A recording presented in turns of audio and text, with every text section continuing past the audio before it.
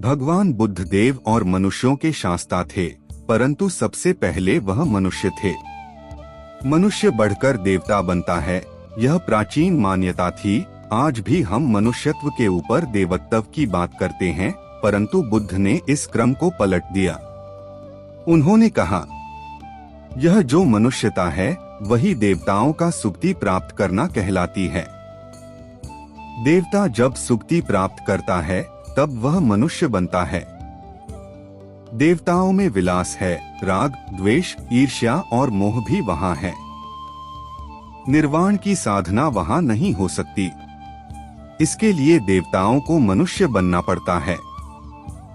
मनुष्यों में ही देव पुरुष का आविर्भाव होता है, जिनको देवता नमस्कार करते हैं। मानवता धर्म का उपदेश देने वाले बुद्ध स्वयं मानवता के जीते जागते रूप थे। यहाँ उनके जीवन से संबंधित कुछ प्रसंग दिए जाते हैं, जिनसे व्यक्तित्व में बैठी हुई गहरी मानवता का दर्शन होता है। भगवान का परिनिर्वाण होने वाला है। रात का पिछला पहर है। भिक्षु उनकी शैया को घेरे बैठे हैं। बुद्ध उन्हें उपदेश दे रहे हैं।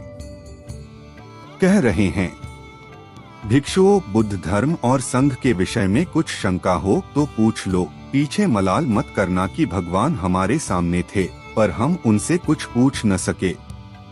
कोई शिष्य नहीं बोलता। भगवान 3 बार कहते हैं, पर कोई भिक्षु कुछ पूछने को नहीं उठता। भगवान को शंका होती है कि कहीं वे गौरव का विचार करके पूछने में संकोच तो नहीं कर रहे। इसलिए वह कहते हैं, शायद भिक्षुओं, तुम मेरे गौरव के कारण नहीं पूछ रहे। जैसे मित्र मित्र से पूछता है, वैसे तुम मुझसे पूछो। बुद्ध अपने शिष्यों की समान भूमिका पर आ जाते हैं। उनकी यह विनम्रता मनुष्य धर्म की आधार भूमि है।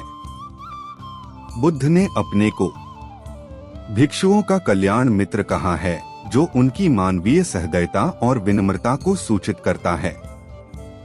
एक दूसरा दृश्य भी उसी समय का है। चंद्रकर्मार पुत्र के यहाँ बुद्ध ने अंतिम भोजन किया था। उसके बाद ही उन्हें खून गिरने की कड़ी बीमारी हो गई थी, जो उनके शरीरांत का कारण बनी। बुद्ध को उसके हृदय का बड़ा ध्यान था।